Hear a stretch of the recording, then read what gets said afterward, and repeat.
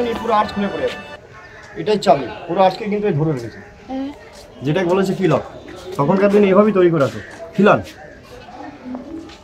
Sir, এটা একটা ছবি নেন না, হোল আর্চ নিয়ে।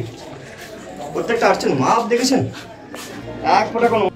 জয়পুর ফরেস্ট ঘুরে আমরা চলে এসেছিলাম এই বিষ্ণুপুরের ইতিহাসকে জানতে আর ঘুরে দেখতে 400 বছর আগেকার সেই মন্দির ঘুরে আমরা চলে গেছিলাম আমাদের ওয়েস্ট বেঙ্গল ট্যুরিজমের বিষ্ণুপুর প্রপার্টিসে।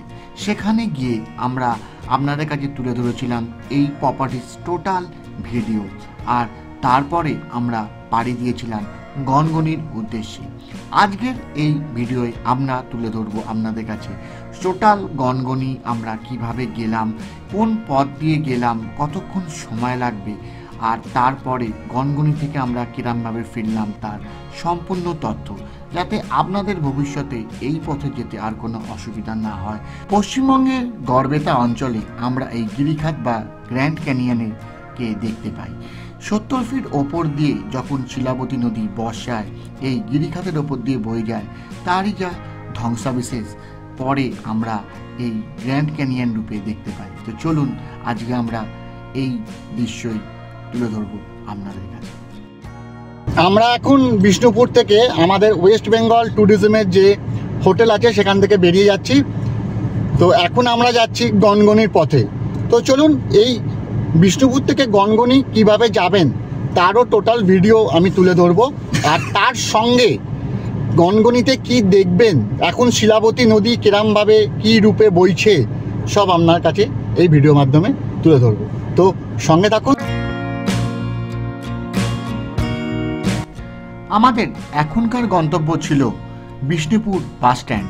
এই বিষ্ণুপুর বাস স্ট্যান্ড থেকে একদম সোজা পথ হচ্ছে গনগনি, আর গুগল ম্যাপও আমাদের সেই কথাই বলল যে বিষ্ণুপুর বাস স্ট্যান্ড থেকে একদম সোজা চলে গেলে গনগনি, কোথাও ঘোরা নেই, কোথাও বেঁকা নেই, একদম স্ট্রেট পথ। আমরাও সেই ম্যাপের আদেশ অনুসারে এগিয়ে চললাম গনগনির উদ্দেশ্যে।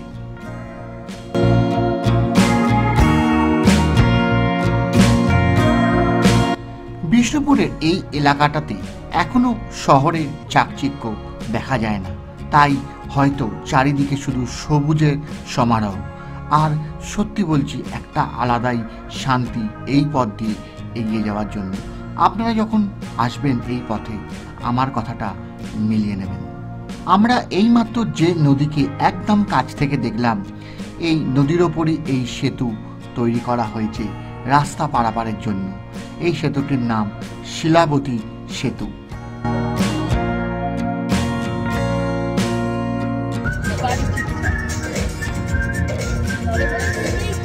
Take the next right onto Verta College Gangani Road.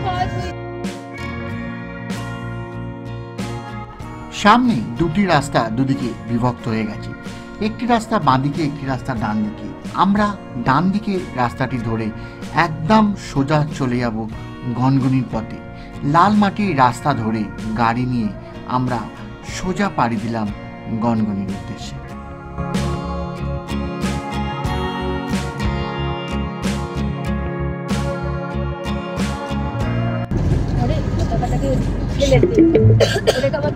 Your destination is on the left.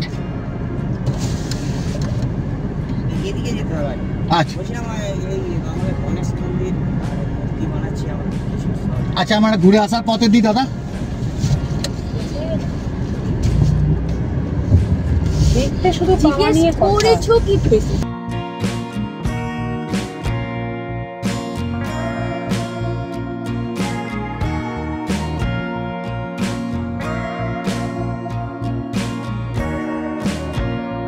Gangani cottage এইটা।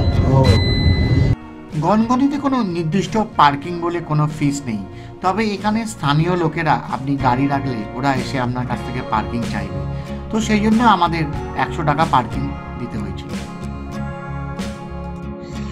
আমরা গনগনিতে এসে পৌঁছে গেছি, সামনেই হচ্ছে গনগনি।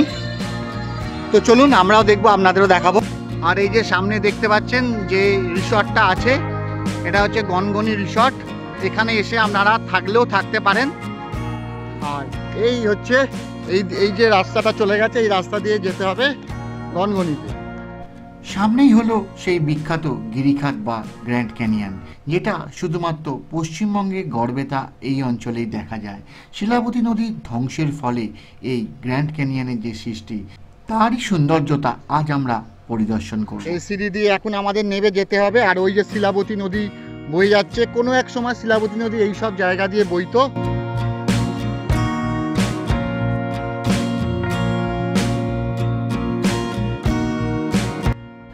70 ফুট ওপর দিয়ে বর্ষাকালে যখন শিলাবতী নদী এই গিরিখাতের ওপর দিয়ে বয়ে যায়, তখন তার সেই ভয়ঙ্কর রূপে তার মাটির নিচের কি অবস্থা হয়। যখন শিলাবতী নদী আবার শান্ত হয়ে যায়, তখন আমরা তা বুঝতে পারি।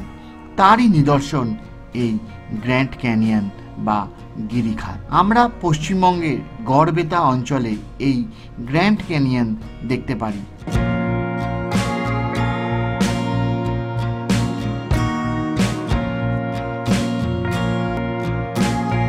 আমরা এখন দাঁড়িয়ে আছি গনগনিতে, আর আমাদের চারিপাশে হচ্ছে গ্র্যান্ড ক্যানিয়ন যেটা বলে। তো সেইটা চারিপাশে পাহাড়ে পাহাড়, একসময় শিলাবতী নদী এই পাহাড়ের ওপর দিয়ে বইতো, তারই যে ধ্বংসাবিশেষ সেটাই হচ্ছে এখানে আছে। আর এখন শিলাবতী নদী ঠিক পাশ দিয়ে বইছে, তবে খুবই সংকীর্ণ, আর তার যে ছবি রেখে গেছে সেটাই হচ্ছে এই গ্র্যান্ড ক্যানিয়ন গনগনি।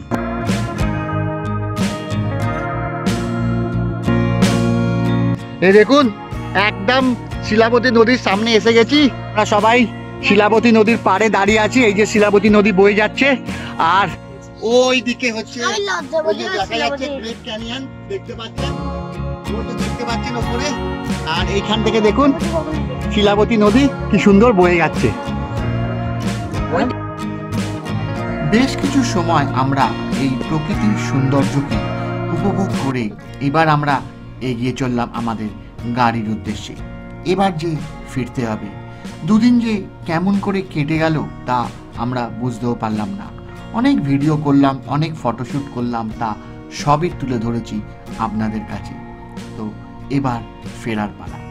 তবে এই গনগনি থেকে আমরা কোন পথে কলকাতায় ফিরলাম, কিভাবে ফিরলাম, আজকে কোলাঘাটে এক্সপ্রেস ধাবাতে আমরা লাঞ্চ পর্ব সারলাম, তার সব ভিডিওই থাকবে এর পরে। তো আমাদের সঙ্গে থাকার অনুরোধ রইল। আমরা এখন গনগনি থেকে বেরিয়ে যাচ্ছি। তো আমাদের চারিপাশে শুধু গ্রেট ক্যানিয়ন একটা হিস্ট্রি আমরা আপনাদের কাছে এই ভিডিওর মাধ্যমে, ছোট্ট একটা ভিডিওর মাধ্যমে তুলে ধরলাম। কেমন লাগলো এই টোটাল ব্লগটা? আমরা আপনাদের দেখালাম জয়পুর ফরেস্ট, দেখালাম বিষ্ণুপুর ঘুরে, আর এবার দেখালাম গনগনি। এবার আমরা ফিরে যাচ্ছি, আমাদের ভিডিও এখানেই শেষ। এবার আমরা বাড়ি ফিরে যাব। বাড়ি ফিরে যাবার যে রাস্তা দিয়ে যাব তার ভিডিও তুলে ধরবো, তো সঙ্গে থাকবেন। আর গনগনি থেকে আমরা বিদায় জানাচ্ছি। সিঁড়ি দিয়ে উঠতে হচ্ছে বলে একটু কষ্ট হচ্ছে। ভিডিওটি যদি ভালো লেগে থাকে তাহলে অতি অবশ্যই আমার চ্যানেলটিকে লাইক সাবস্ক্রাইব করে আমার পাশে থাকার অনুরোধ রইল। তো চলুন, এই গনগনি থেকে আজকের মতো বিদায়। আমি আর প্রিয়াঙ্কা আপনাকে জানাচ্ছি, যদি ভালো লাগে তাহলে লাইক সাবস্ক্রাইব করে আমাদের পাশে থাকবে। অবশ্যই থাকবেন আমাদের, আপনাদের সাপোর্ট আমাদের খুব দরকার। আপনাদের সাপোর্ট আমাদের খুব দরকার। আমার এই ছোট্ট চ্যানেলটিকে আরও আগে নিয়ে যাওয়ার জন্য, আরও গ্রো করার জন্য আপনাদের সাপোর্টের আশায় রইলাম। দেখা হচ্ছে আবার পরের ভিডিওয় খুব তাড়াতাড়ি। আজকের মতো